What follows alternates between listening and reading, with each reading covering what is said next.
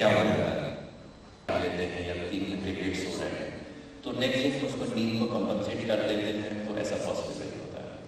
हर दिन अगर हम 6 घंटे सो रहे हैं, 1 घंटे या 2 घंटे कम सो रहे हैं और एक दिन में हम कंपनसेट करें, तो ये भी मुश्किल है। आप उसको स्लीप डेट 7 डेज 7 आवर्स तक आपने कम किया, तो हमारे पर स्लीप का उधार 7 घंटे हो गया। It is a known fact. 7 घंटे में लोग स्लीप डेट में चले जाते हैं, उसका इफेक्ट डायरेक्टली या इनडायरेक्टली हमारे ऊपर पड़ता है। ग्रोथ हार्मोन डिफरेंट हार्मोन है जो डिफरेंट स्लीप की स्टेज में सेक्रेट होते हैं। किडनी में रात के समय यूरिन प्रोडक्शन कम हो जाता है, गैस्ट्रिक सेक्रेशंस कम हो जाते हैं स्लीप में।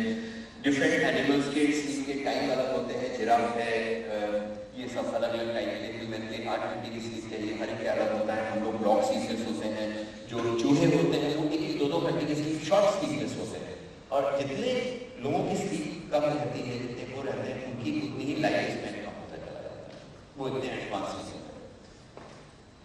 एक और बहुत इंटरेस्टिंग चीज होती है, जब हमें बताया कि रैम स्लीप में बॉडी की मसल्स पैरालाइज हो जाती है। स्लीप वॉकिंग जो हम लोग कहते हैं स्लीप वॉकिंग, उसमें रैम स्लीप डिसऑर्डर होता है, उसमें बॉडी की मसल्स पैरालाइज नहीं होती। जो वो सोचते हैं, जो ड्रीम कर रहे होते हैं, उसको परफॉर्म करने लगते हैं, जैसे स्लीप में वॉक करना, हाथ पैर मारना, किसी को मारना, अपने आप का सर मार लेना, ये उसकी एब्नॉर्मैलिटी होती है। रैम स्लीप एब्नॉर्मैलिटी होती है, जो कि ह्यूमन की तरह इतनी ज़्यादा मैमल में तो नहीं आती है। रैम स्लीप में उनकी मसल्स भी थोड़ी सी पैरालाइज, इसमें रैम नहीं, रैम टाइप ऑफ स्लीप होती है। तो ये प्रश्न होता है कि वो जब डाली सोती है तो वो गिरती क्यों नहीं है? तो ऊपर वाले ने एक बहुत अच्छी चीज बनाई है, जैसी मसल्स पैरालाइज होती है, यहाँ पर एक चीज होती है जो उसको लॉक कर देती है। इसीलिए आप देखिए कि वो कभी चिड़िया सोते समय गिरती नहीं है, क्योंकि वो मसल जैसे वो स्लीप में जाती है वो लॉक हो जाती है। जो सिंगिंग बर्ड्स होती हैं उसमें उनका EEG करके रिकॉर्ड करा गया है कि उसमें जो लड़े हम बात कर रहे हैं कि रैम स्लीप में मेमोरी कंसोलिडेशन होता है या याददाश्त में होती है, तो उसमें भी जो सिंगिंग बर्ड जो अपने छोटे बच्चों को गा करके सुनाती है, तो उसमें उन्होंने रिकॉर्ड कराया, देखा कि सोते समय जिस समय वो रिकॉर्ड कर रही होती है, जो स्लीप के पैटर्न होता है, वो जिस समय वो सो रहे होते हैं, रैम टाइप ऑफ स्लीप जो पैटर्न आता है उसमें भी वो उसी तरह की वेव्स आने लगती है। यानी कि जो लर्निंग प्रोसेस है, जो उनका कम्युनिकेशन है, इट इज वेरी साइंटिफिक, वो सब कुछ स्लीप से रिलेटेड है।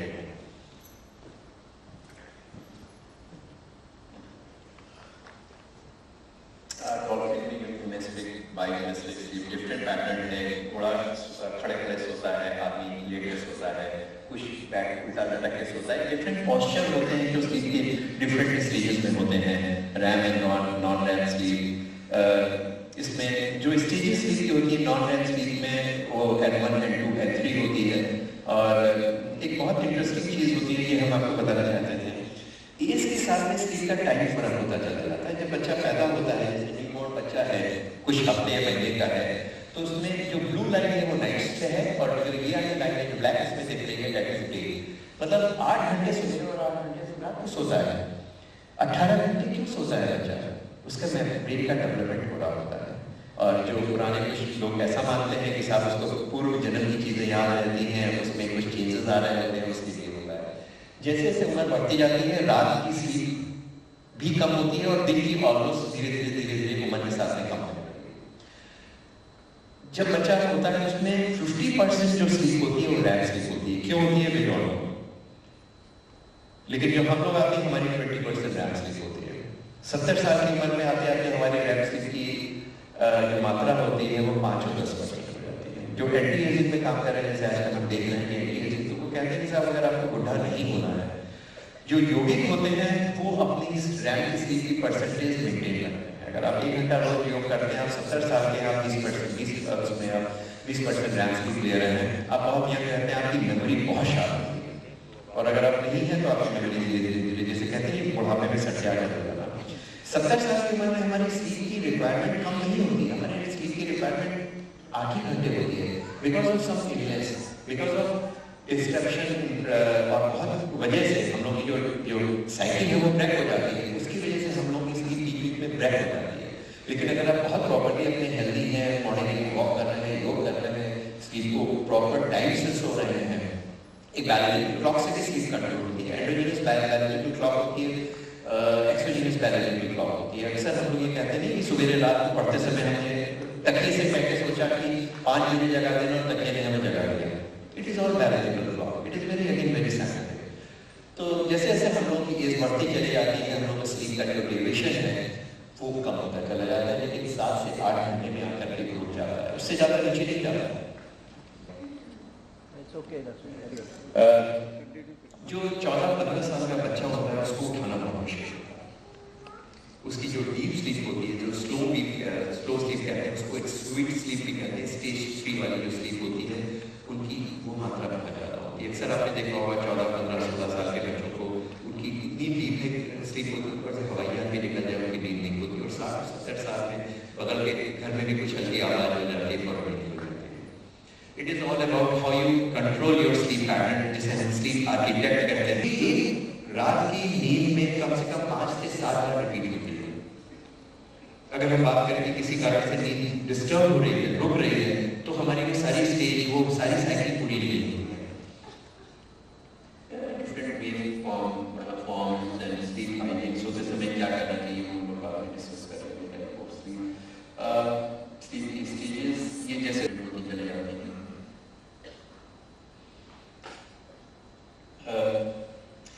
थोड़ी सी बात हम स्नोरिंग की कर लेते हैं।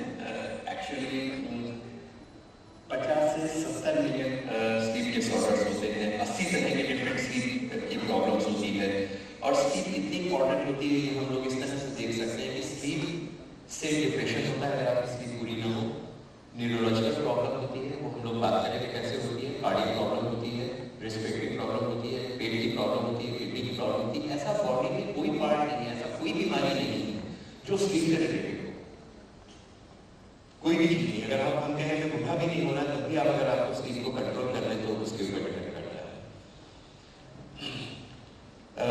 कुछ बात हम लोग खराटे के लिए करते हैं, थोड़ा शॉर्ट कर लेते हैं, डिफरेंट हिपोक्सिया। दूसरी चीज है कि 5 से 10 मिनट हमें चाहिए स्लीप आने। जैसे कहते हैं कि शायद कहा करते हैं कि साहब खूबसूरत नेक के लिए खूबसूरत बड़ी लंबी सुराही वाली जो गर्दन होती है बहुत खूबसूरत मानते हैं। It has got scientific explanation also.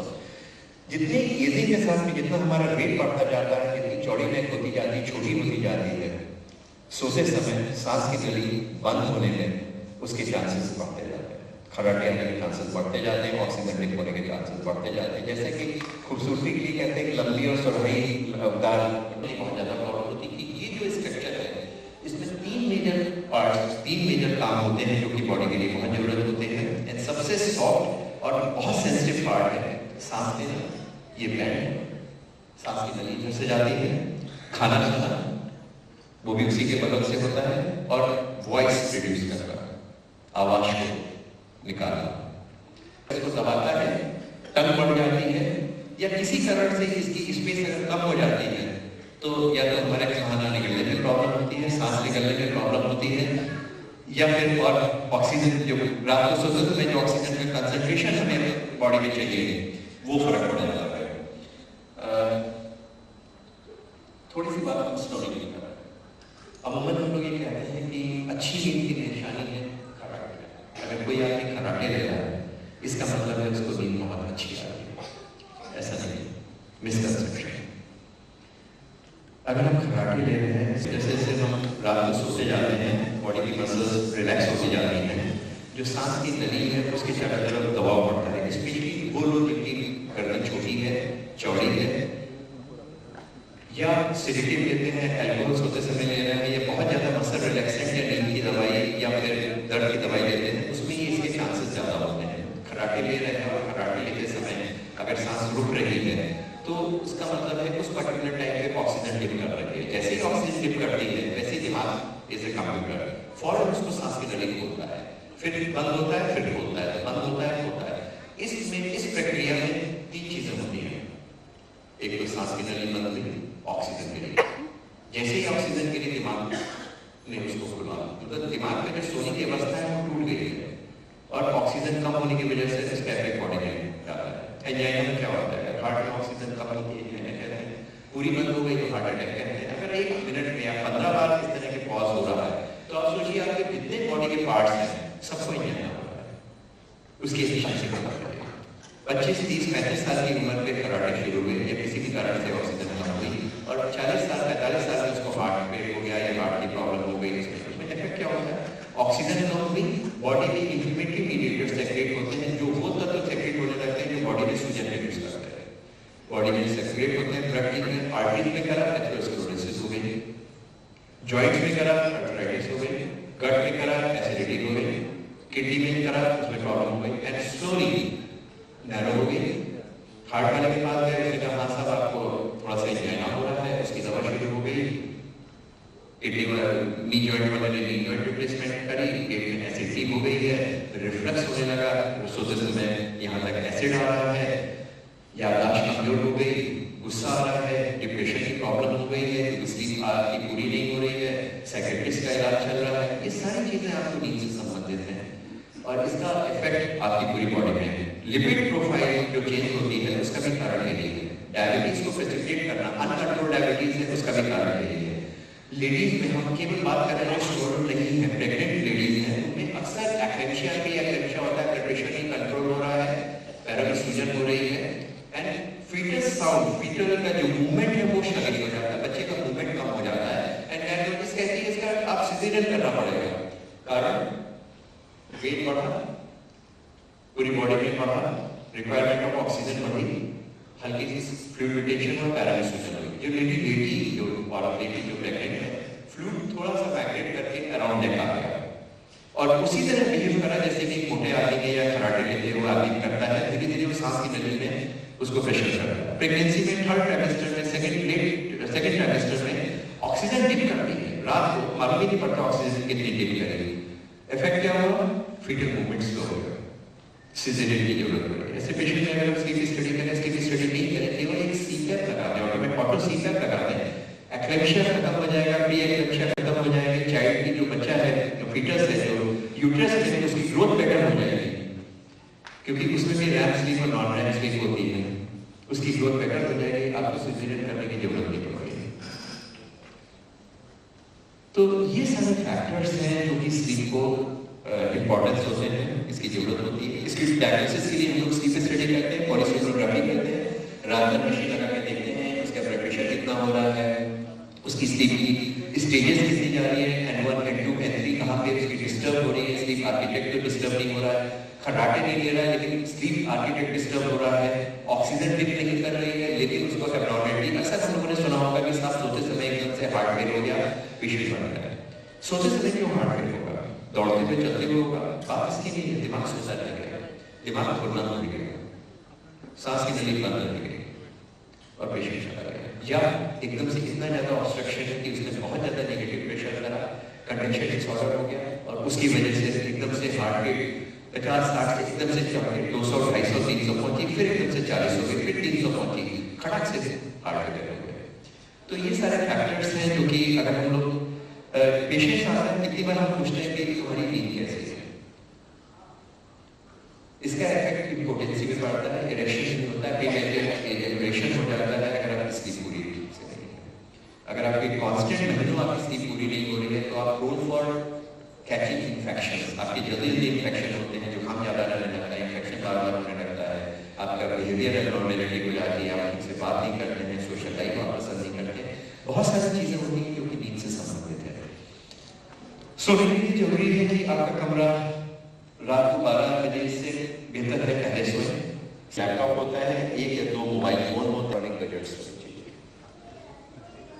सोने से पहले कम से कम 3 या 4 घंटे पहले कोई विग्रस एक्सरसाइज नहीं करनी। इवनिंग वॉक इज फाइन, लेकिन हमें टाइम नहीं मिल रहा, रात को जाके हम ट्रेडमिल में दौड़ लिए, 9, 9:30 बजे लौट कर आए, खाना खाया, उसके बाद 1 घंटे बाद सो गए, नहीं, एक्सरसाइज नहीं होनी चाहिए। चाय कॉफी कम से कम 3 से 4 घंटे, स्मोकिंग नहीं होनी चाहिए, ये बहुत जरूरी। बच्चे आपकी सडनली बच्चों का क्लास का परफॉर्मेंस खराब हो रहा है, उनकी एक्टिविटी कम हो रही है, जो आदमी है, जो एडल्ट है, वो रात को अगर नींद नहीं आती तो उसको एक्सेसिव स्लीपीनेस होती, जहाँ बैठता है वो सो जाता है। बच्चों में उल्टा होता है, बच्चे बहुत क्रैंकी हो जाते हैं, बहुत गुस्सा होते हैं, बहुत चिड़चिड़े हो जाते हैं, वायलेंट हो जाते हैं, बहुत एबनॉर्मल बिहेवियर करने लगते हैं। तो बच्चों में अगर आपको स्लीप एबनॉर्मलिटी है तो उसको जितना डिले करेंगे उतनी उनका ग्रोथ हार्मोन सेक्रेट कम होगा, नाटे रह जाएंगे, उनका वेट बढ़ जाएगा, स्कूल में परफॉर्मेंस खराब हो जाएगी, याददाश्त में कमी हो जाएगी और बहुत सारी एबनॉर्मलिटी हो जाएगी जो कि प्रॉब्लम करेगी। तो बच्चों के लिए देखने की जरूरत है। ज़्यादातर बच्चों में एयरवे ऑब्स्ट्रक्शन होता है टॉन्सिल्स वगैरह की वजह से। ये एडल्ट में है, शॉर्ट नेक है, साथी की शॉर्ट नेक है, नेक छोटी है, चौड़ी है, सोते समय हो जाता है। अगर हम इसका नीचे देखें तो इसकी एब्डोमेन की belly, it is sexual obesity, abdomen belly है, गिरता है, ऊपर प्रेस करता है, it is a typical obstructive sleep apnoea patient. अगर हम इसको देखें इस तरह के पेशेंट में, अगर हम लोग एक बार मुंह खोल करके देखें तो पीछे की तरफ हमें टॉन्सिल दिखाई नहीं पड़ेगा, या तो टंग बड़ी होगी, ऊपर का दांत आगे की तरफ होगा, एब्नॉर्मल स्ट्रक्चर होगा। अगर 2 मिनट भी दे देंगे तो हमें ये मालूम हो जाएगा कि ऑब्स्ट्रक्शन का साइड क्या है इस पेशेंट्स का। डिफरेंट पॉस्चर इनका, that is all about sleep apnoea, sleep. कोई क्वेश्चन आपके लिए? हमने काफी टाइम ले लिया, सॉरी। इसकी नाक वो है, treatment is different options for obstructive sleep apnoea, that's all. Thank you. तो आपकी बॉडी अपने आप अडॉप्ट कर लेती है। जो लोग खर्राटे लेते हैं अमूमन वो सीट फोर्स से एयर जैसे से इजीली होगी वो ऑब्स्ट्रक्ट कर देते हैं। कभी-कभी कुछ लोगों को देखो वो पेट के बल लेते हैं, उनको बहुत अच्छी नींद आती है। कुछ लोग कहते हैं कि साहब खाने के बाद में माइंड एफर्ट होता है, I don't know, but posture body अपने आप अडॉप्ट कर लेती है। जो लोग फ्लैट हेडेड हैं उनको प्रॉब्लम होती है, अक्सर वो 2, 3, 4 गति ले लेते हैं। एक ऑब्स्ट्रक्ट इसलिए करनी होता है, जो खर्राटे ले रहे हैं वो ऐसे करके सोचते हैं सर ऊपर रखने की, क्योंकि जैसे ही लेकिन अपने प्रेशर से सांसें लेनी होती है, बॉडी अपने आप अडॉप्ट कर लेती है। कुछ लोग होते नहीं कर पाते, बैठ के नहीं सो पाते। आप देखिए रात में बैठ के सोए थे, सुबह लोग कुर्सी पे बैठ के सो रहे हैं। अगर कोई भी बंदा बैठे बैठे बात करते हुए सो रहा है, गाड़ी ड्राइव करते हुए सो रहा है, टीवी के सामने बैठे सो रहा है, मीटिंग शुरू हुई, जैसे ही लाइट ऑफ हुई वैसे ही को नींद आ रही है, immediately go for sleep specialist, immediately doctor से कंसल्ट करो। नहीं मालूम पड़ता है 5 या 10 साल बाद, या तो उसको हार्ट की प्रॉब्लम होगी या ब्लड प्रेशर, सिस्टमेटिक डायग्नोस कीजिए। धीरे-धीरे आप नाइट स्लीपिंग सिस्टमेटिक डायग्नोस करते हैं, इरिटेबल हो जाएंगे, बीपी बढ़ना शुरू हो जाएगा, एथेरोस्क्लेरोसिस हो जाएगा, डिस्लेपिडिटी हो जाएगा, डिप्रेशन हो जाएगा, कुछ ना कुछ प्रॉब्लम है। जैसे सोनी और सुबह उठने बैठने से तो मुझे छींकें शुरू हो जाती हैं। रूम से बाहर किचन में गए, बच्चे के लिए चाय बना, दूध देना है तो एकदम छींकें शुरू हो जाती है, और उसका क्या रीजन है? सबसे सिंपल सी चीज़ है, अगर आपको अपने बेडरूम में सवेरे उठ के बोलिए, यानी आपके बेडरूम में कोई ऐसी चीज़ है जिससे आप सेंसिटिव हैं। आपके बेड के किनारे बहुत सारी पुरानी बुक्स तो नहीं लिखी हुई हैं, जिसके ऊपर कवर नहीं हो, डस्ट हो, उससे छींकें आ रही हो। बेड के किनारे हाउस डस्ट माइट होता है, maximum most important tropical countries में डस्ट माइट होता है, जिससे मैक्सिमम एलर्जीज होती है। और कोई चीज़ आपके हैवी कर्टन्स हो, कारपेट है, या कोई ऐसी चीज़ है बेडरूम में जिससे आपको एलर्जी, आप चेंज करके रूम चेंज करके देखिए, आप देखिए आपको कभी नींद आ रही है, कभी छींकें आती कि नहीं आ रही है। उसमें दीवारों में फंगस तो नहीं लगी हुई है, दीवारों में फफूंदी तो नहीं है, थोड़ी bleaching powder, 1 part bleaching powder, 10 part पानी डाल करके उसको ले करके पूरी हफ्ते में, महीने में एक बार उसको वॉश करिए।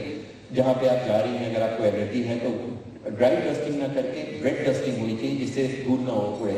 जिन बच्चों को बहुत ज़्यादा इस तरह की प्रॉब्लम हो रही होती है, एलर्जी होती है, कमरे में घुसने से 10 मिनट पहले If one has to sleep for 8 hours and he is not able to sleep and he is taking pills or something, and then he is substituting the sleep for 8 hours, is it okay? Quality of sleep is हमेशा sir, लेकिन गेल में ज़्यादातर लोगों का timing shift timing रहता है, तो आप एक बैलेंस इन्वॉल्व कर रहा है जो डे एंड नाइट होती है, ये टोटली सनलाइट से कंट्रोल होता है melanin. Look at melanin, there are other so many other things which control your biological clock है, different hormones यूज करते हैं।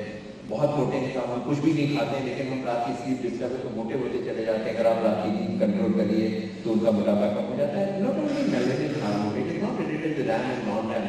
Growth hormone, luteinizing hormone, all these hormones is, there are so many hormones that depend on sleep cycle, different sleep cycle में वो आते हैं, stages में आते हैं. But melanin is totally different from sun. So what do you suggest shift time?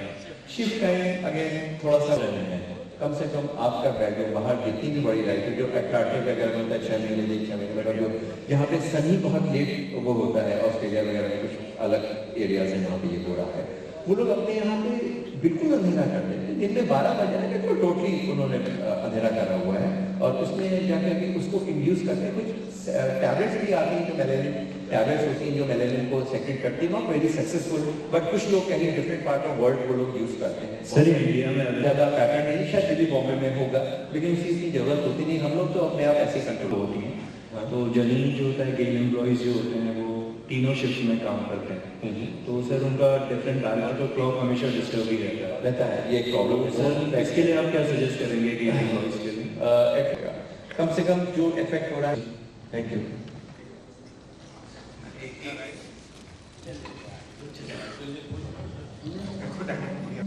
Smile is the best language to speak. One can speak.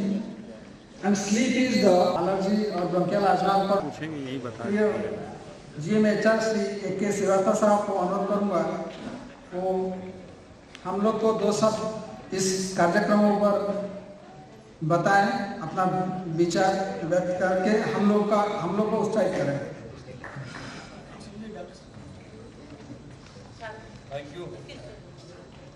परिवार की ओर से कि आपने अपने बहुमूल्य जो आपका एक्सपर्ट ओपिनियन था हम लोगों के लिए बहुत लाभदायी है। और मेरे ख्याल से हम इतने लोग उपस्थित हैं उनको कहीं न कहीं किसी न किसी एस्पेक्ट्स पर जरूर इस एडवाइस का फायदा जरूर मिलेगा। और डॉक्टर साहब के अनुभव से हम लोग आगे, आज थोड़ा सा लेट हो गया, मैं डॉक्टर साहब को एक बार और आमंत्रित करना चाहूँगा डे टाइम में या ऐसा कुछ समय निकालूंगा। इस समय थोड़ा सा समय अभाव के कारण लोग सबके मन में जिज्ञासा, सबके मन में क्वेश्चंस हैं, सब लोग नहीं डॉक्टर साहब